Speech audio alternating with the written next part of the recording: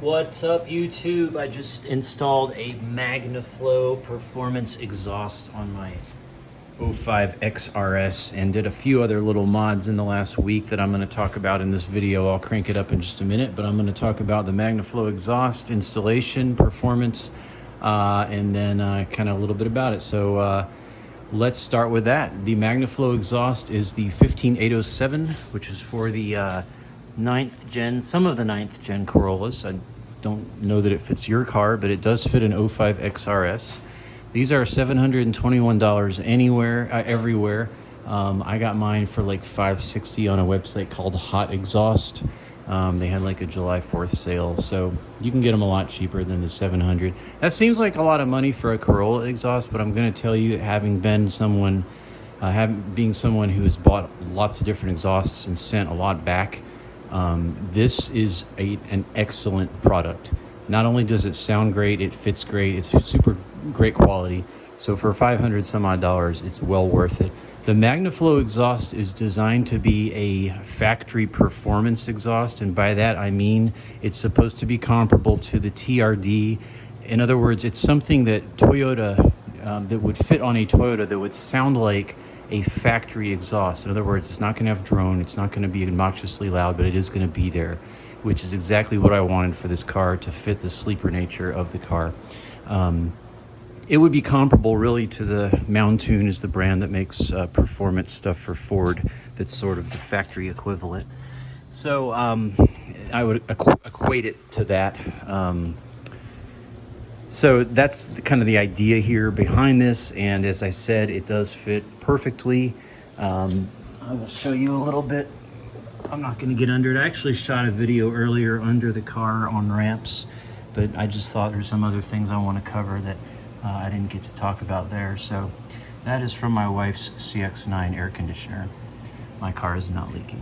This is the ideal situation. I love my wife. She's beautiful and smart and incredible, but she's gone, so I get the garage. So I love days that I get to put some of my cars in my garage.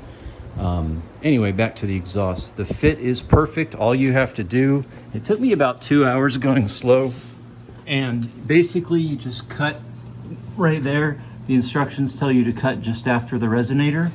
So the factory cat is right here, and then you cut it right there. That's obviously from my finger that way to the right is the new stuff. But the factory resonator used to be right here. You just cut as close as you can right at it, exactly where the instructions tell you to. And then once done, you fit up your Magnaflow stuff, and it's just, it's perfect. There is zero rubbing, zero anything. I will tell you, well, let me get to that in a minute. So yeah, it just fits right up and bolts on, and it's got two clamps, a C-clamp right there, and then another clamp back there holding the axle back on. And I did have to trim the bumper just a little bit. I just trimmed out a little C shape right here, and it is kind of still touching a little bit, so I'm going to see if it melts anything, and if it does, I could trim it more. But as you can see, there's no banging at all, no touching, no vibrations. So the install was great. Again, 2 hours. I did it on ramps in my driveway here, and I got to clean all that up, but make sure you put some cardboard down. It's easier for sliding up and down the car. A couple ideas for install for you. It's been very rare I've used exhaust clamps. I always buy things that have bolt-on. So these were both clamps, which is a new thing for me. And I discovered you really have to, all you need, by the way, is a 10 and a 12. But you really got to torque down those clamps, otherwise they're going to have a space. So I gave it everything I had with my 3/8, and like there was still space. So I pulled out the 1/2 inch, and that got it torqued down pretty hard. I recommend using silicone lubricant on your exhaust hangers, and then I just soak them with that, and then take like a little pry bar, and they pry right off, and you don't have to have a hassle like a lot of folks. Again, trimming the bumper, just trim the small piece here, and you can use whatever tool works for you. This X brace will not fit back, this little brace underneath will not fit back on. The new exhaust is a bit too low, so I was going to try to use some washers and get it on there, but it just wouldn't fit, so it's not a big deal, not needed. And always wear safety goggles. Don't want to mess your eyes up. I had my eyes cut on, had LASIK 10 years ago, and it's interesting when you watch the razor blade slice your eyeball, it gives you a new respect for your eyes. So I've been really careful ever since, because I always had glasses to protect myself, because I used glasses to see, and I don't anymore, so there's nothing protecting me. So I'm always very careful. Anyway, that has nothing to do with anything. Hey, let me tell you about a couple more mods that I've done to the car, and then I'll crank it up and do a quick sound clip. I did install these DOHC VVTLI decals. It's just basically copying the Civic VTEC idea. Subtle. I think it looks pretty cool. Got one on both sides of the car. And then I also made a VVTLI emblem for my front stock grille. Not sure if I'm going to leave this on there, but I made that custom. I saw a guy on YouTube that had one of these, and it's actually kind of a not so straight. There we go. It's still kind of drying. But there's a fella named All From a Phone that had one, and he linked it on one of his videos, but you can't find him anymore. So I made one. I just bought a couple of these VVTI metal badges. They're actually really good quality. And I bought a couple of those, and then I basically hacked a T off and then spun it around 180 degrees to make an L, and then painted it, and VVTI, VVTLI. So that was just an experiment. Just kind of see how I like it. A kind of nice subtle thing. Of course, did the new headlights. I also just did LEDs yesterday, and it's easy. No big deal. I drove it around at night. It was nice. And then two other things I just did to this car. Oh, you know what else I just did? These chrome door handles are notorious for cracking. In fact, here's the old one.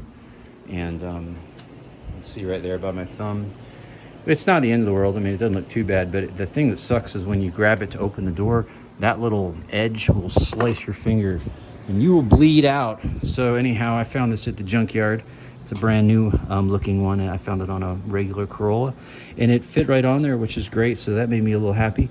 It's funny with Civics and a lot of cars, you just have one screw here and you pull that out and replace it. But with this, you actually have to take the whole door card off, which actually only takes a couple minutes.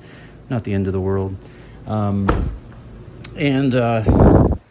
Yeah, so, and then a couple other mods here. I just put this on here.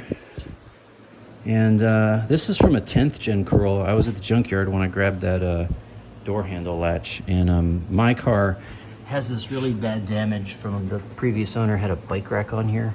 And so there's some scratches real bad. I'm going to try to buff this out later with something, see what I can do. But in the meantime, there's a bunch of scratches under here. And I was going to get my door latch, and I saw this thing on another Corolla. Again, it was a 10th gen, but it fits pretty perfectly on there. It's not the perfect contour of the bumper, but no one will notice. And I think the black accent looks pretty good too. What do you think? Anyway, so that went on there to kind of cover that up and give it some accent. Been thinking about maybe painting these black. I don't know. Maybe kind of done with it. But the final mod, and you're looking at, I've kind of wondered if you noticed so far, but I got my custom license plate yesterday.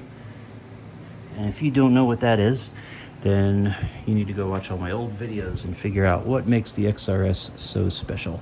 But I just thought I'd do that. You know, I used to think vanity plates were stupid. I only have two. I got one on my Insight and one on this. But then one day I was like, you know, I'll be dead soon, so have a little bit of fun. So that's it. Yeah, the Corolla XRS. Oh, we got to start it up now. All right, here we go. Here we go. Get ourselves some kind of little...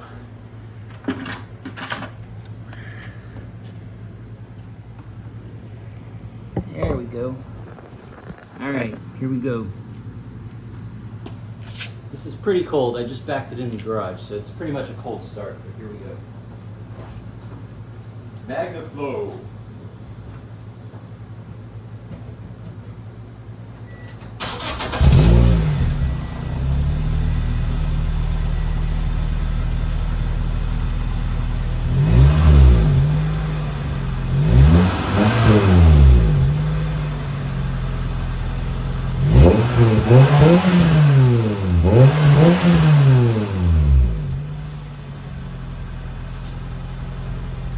I love the way this sounds. I'm in a garage now, so it's a little louder than it would be if we were outside, but it sounds like, here's what I say this sounds like.